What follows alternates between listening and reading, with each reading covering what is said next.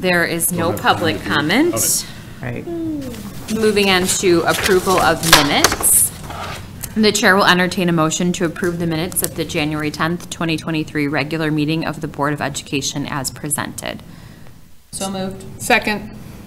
Roll call, please. Just kidding. All in favor? All in favor? Aye. Aye. Aye. Motion carries. The chair will entertain a motion to approve the minutes of the first closed session of the January 10th, 2023 regular meeting of the Board of Education as presented. So moved. Second. What did I say again?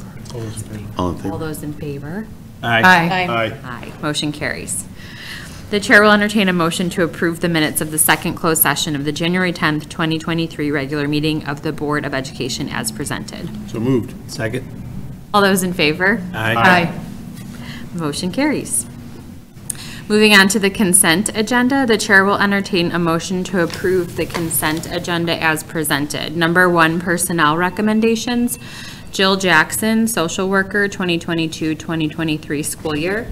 Christopher Dahl, teaching assistant. Tarshma Jackson Jr., assistant softball coach, WJHS. And Emily Sarlis, volunteer volleyball coach, Westmont Junior High School, and retirement. Number 2, approval of the January 2023 expenditure report. And number 3, ratification of December 2022 payroll. So moved. Second. Roll call, please. Mr. Donio? Yes. Mr. Avia? Yes. Mr. Marin? Yes. Ms. Coyle? Yes. Ms. Steckity? Yes. Ms. Conover? Yes.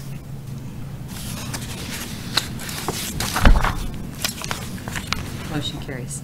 Moving on to information and discussion, we're going to start with the December 2022 monthly financials. Attached in the board agenda are the December 2022 monthly financials. Looking at the monthly revenue budget comparison report, the district has received 50.62% of the budget. That is actually better than projected at this time, which is around 49%. Looking at the expenditure monthly report, the district has spent roughly 48% of the expenditure budget. That's better than the projected of 52% at this time. And analyzing the fund balance, the district has spent roughly $374 more than the revenue the district has received. So as through December, there is a deficit of $374 and $200. It's $374,200. Quick question for you on, Yeah. on this. The revenue being 50.62%. over the projection, so it's higher than what was projected this time of the year so far. Is that all from one? Is that from the one source? I'm looking at this right. This is local. No, that's the combined revenue. What accounts for it being up? The big source is investments. We exceeded projected. Okay. Yeah. That's that's really driving the force of Thank you. exceeding projections. That's good. Good to know. Thank you. Any questions? Okay, we'll go ahead and move on to information and discussion on the Westmont High School dishwasher.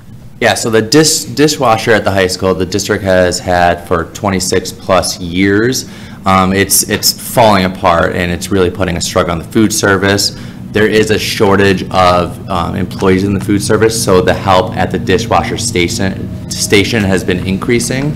The food service department has received roughly $93,000 this year isolated for the dishwasher. So it's grant funded, and the $93,000 are not coming from general funds. So the next process is, because the projected cost is over $25,000, the district would have to bid out a dishwasher, go through the bid process, and then award the bid. But again, the district has received grant funds to cover this cost.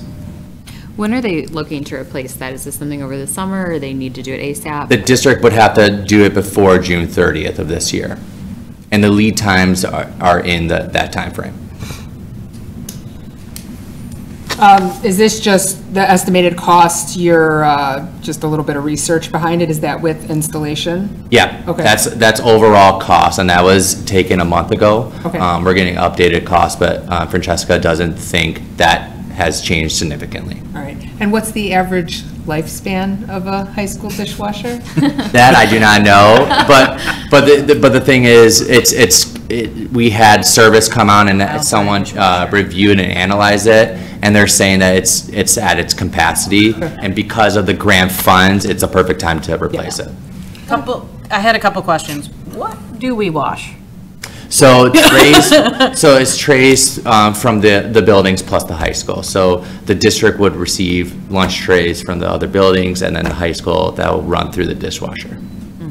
And have we, or can we, or should we think about leasing a dishwasher? And I ask this because in my professional experience, running restaurants, we leased almost exclusively because upkeep was included, chemicals, they're, just monthly expenses as opposed to one. I know that we have these grant funds for this, but have we thought about that? Have we looked at that, or should we, or could we? I can definitely work with Francesca and look into it. I know that she had the vision of purchasing it because the service on it isn't significant. It's just falling apart. So one day that it does break and fall apart, they're shorthanded. So I can definitely work with Francesca to see options about leasing a dishwasher. And then, are we looking to replace it with the same size dishwasher? The same size, just updated. Okay, so my only question on that is, when we bought that dishwasher 26 years ago, we were doing a lot more food service. Correct. In-house, in that massive, amazing kitchen in the high school. It's awe-inspiring, truly. And now we're just not. And as much as I would love for us to do more food service in-house, do we need that same capacity? Is there a smaller dishwasher that we can do it with that, I don't know, we could use do the grant funds elsewhere? Do we need the same size capacity is my question, to wash essentially trays? We don't need the same size capacity, but I can work with Francesca, and when we write the bid specs, we can state the size of the dishwasher we are looking for, and we can have different options that the provider can give us with the bid specs.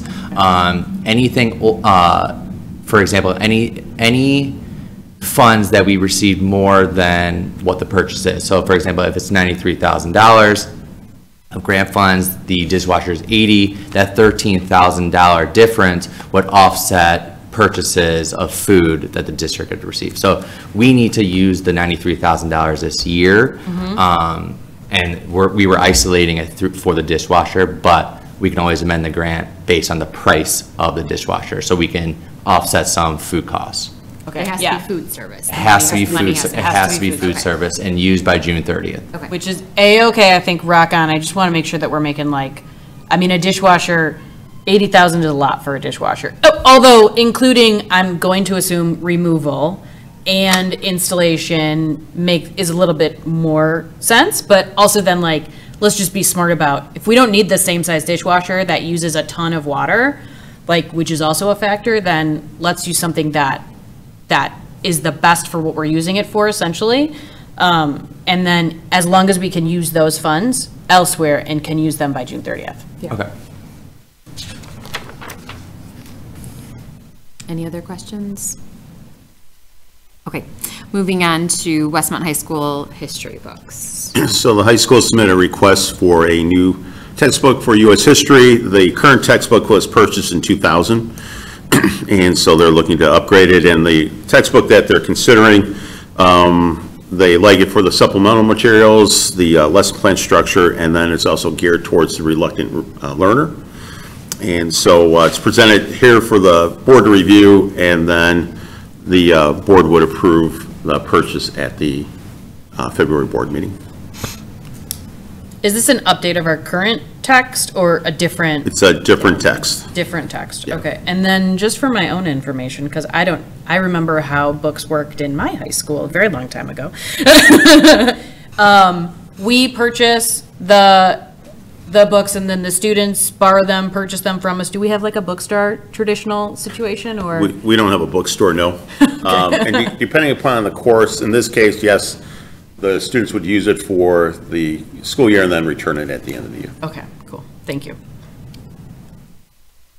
So, just a quick question.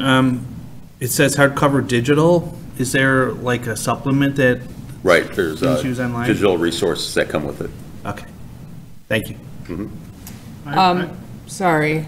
Go ahead. Mr. Landrith wrote $97, but when we're looking at the invoice, showing a bit more for the list price, are we getting a discount?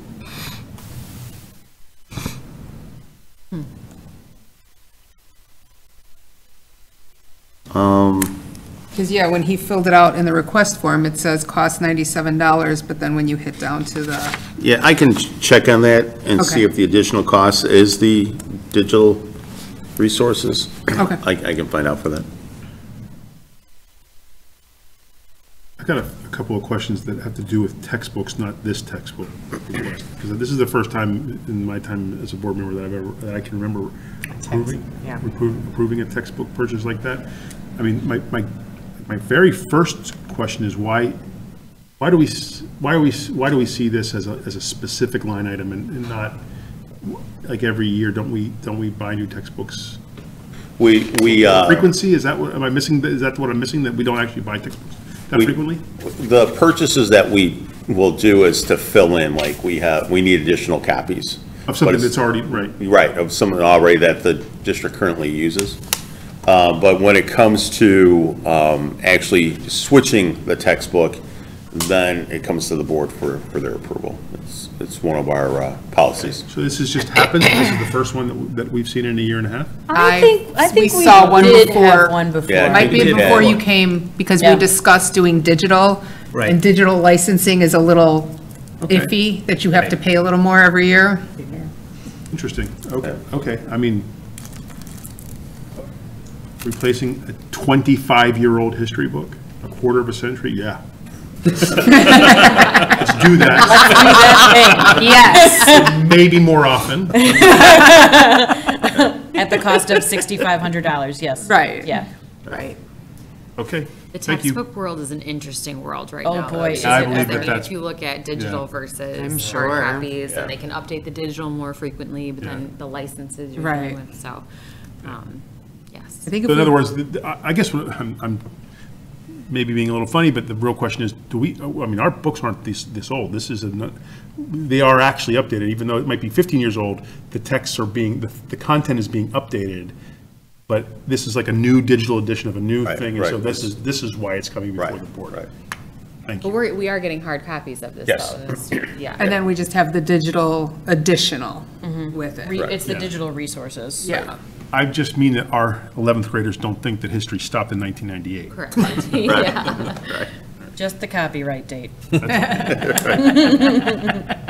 Thank you. Any other questions about the No, history thank you. textbook? Okay. Moving on to the finance committee update. Yeah, so the finance committee is made up of myself, 3 board members, 1 staff member, and an additional administrator. We have met 3 times this year, 1 in July, 1 in November, and 1 in January this past month.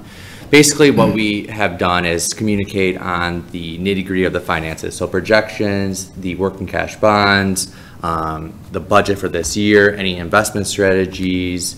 But lately, we've been really diving into the capital projects and transportation fund. So we've been also collaborating with the facility committee. But the overall goal is to get our hands dirty as a team and really dive into what the financials look like and looking ahead to major projects and projections and looking out for the best interests of the district. We encourage all members of the community to attend. These are open meetings, and we also encourage staff members to also attend and provide feedback, because we do isolate some time of the committee for public comment. I just want to double down on that one.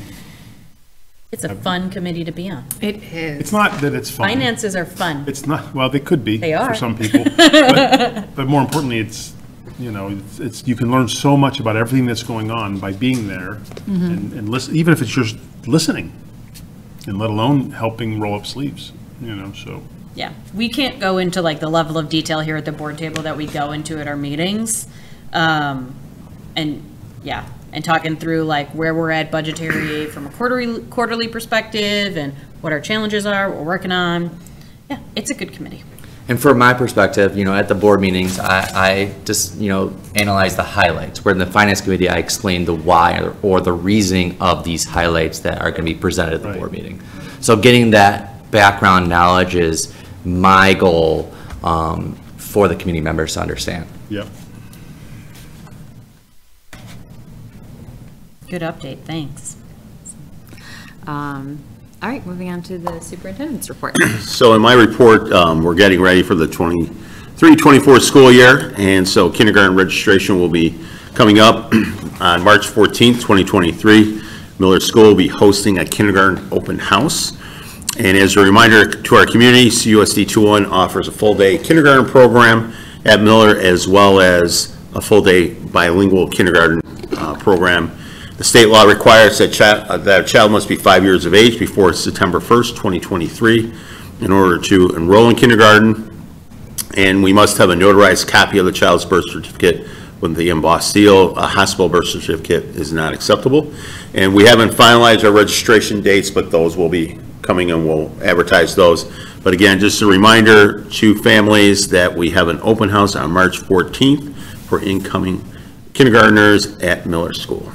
Can we get a flyer, or do you need help making a flyer with that? Just because I know I've seen a lot of talk online, people asking already. Sure. about Yeah, we when can that's get all a coming. flyer together. Sure. That'd be And we are working on moving registration up, is that correct? So that happens Regular a little registration? earlier? Correct. And the goal is, and the main reason is to improve the transportation process for the district. Which we're probably going to be talking a lot about. Yes. Yes, in February, we'll start. Yes. Talking about buses. Might become more popular in February, we'll see. Okay, any board reports? I have a SACID board, a joint meeting tomorrow night, so it is our quarterly Board of Control and Governing Board meeting. The Governing Board is made up entirely of school board members, and it meets 4 times a year, and it essentially approves the budget and then grants the Board of Control the ability to operate in a very similar way to how we operate. So the Board of Control kind of does what we do, but then the Board of Director, they are making some adjustments to the membership on the Board of Control and kind of tweaking it a little bit, and we're going to be talking about it tomorrow. It's come up a little bit, so tweaking it to a little bit more of a Board of Directors situation, and we will be talking about removing school board members from the Board of Control in place of, so superintendents would place that role. So the SACID board traditionally was made up of 9 superintendents from specific districts and 9 board members from specific districts. We are a board member district, so that's why I serve on it. And it's just kind of come over the last, 15, 20 years, just kind of come to the realization that, like, especially since COVID hit, it was harder and harder to get enough people at the meeting. And just like from an ease of use standpoint and really supporting SACID in the best way that we can, it doesn't necessarily bring a ton of value for board members to be on the board as opposed to superintendents, where the superintendents have a lot more knowledge and background about how SACID works and schools in general. Board members don't necessarily. It brings a lot to me to know a lot of people and get a lot of stuff, but I don't bring a ton to the SACID board as a board member. So that kind of thought process has just kind of come around. So I anticipate that is going to be approved by the Board of Control, and then the Board of Directors will adjust their bylaws in the next couple of months. And so I'll still serve on that board. I think that's the question of like how long the board members that are currently serving, kind of how we transition out. But so anticipate more information coming up on that, but it will very likely start next school year with superintendents going to those board meetings during the day, during the school day, not at 6:30 at night, and being a little bit more effective, so. That sounds great. Super fun. We will still serve on the Board of Control. That Board of Control, that's all school board members, 4 times a year, will always be school board members.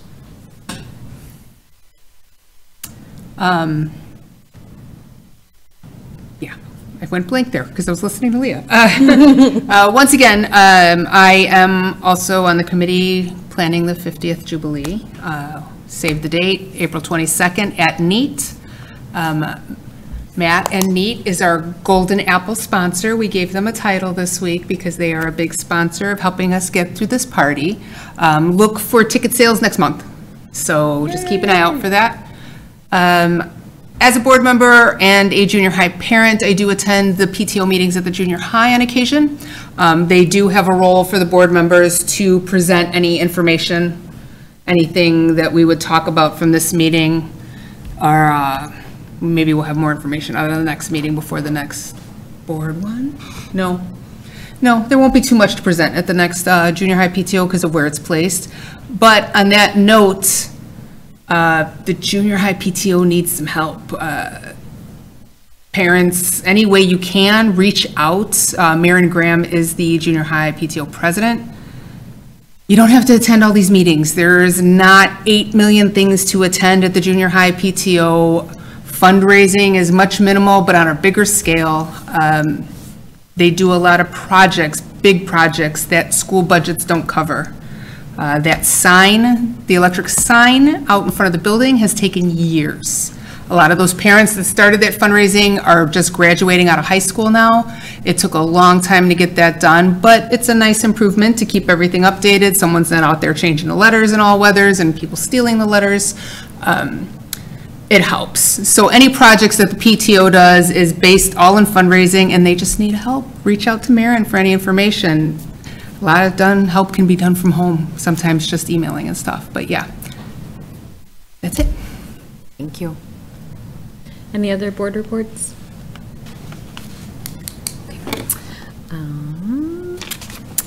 Future, and there is no public comment. So future meetings and events. Where is that you? That's you. Okay, great. Preschool screening is on January 27th. That will take place at South School by appointment only. Please call South School to register. Just a reminder that February 1st is a SIP early dismissal day. Looking to February, the Westmont High School Spring Musical will be February 10th and 11th at 7 p.m. and February 12th at 2 p.m. in the Westmont High School Auditorium. On February 13th at 6:30, we have incoming 9th grade night at Westmont High School. And our next board meeting is February 14th at 6 p.m. at the Westmont Village Hall. We don't need to return to closed session for anything. The chair will entertain a motion to adjourn the January 24th, 2023 regular meeting of the Board of Education. So moved. Second. All those in favor? Aye. Aye.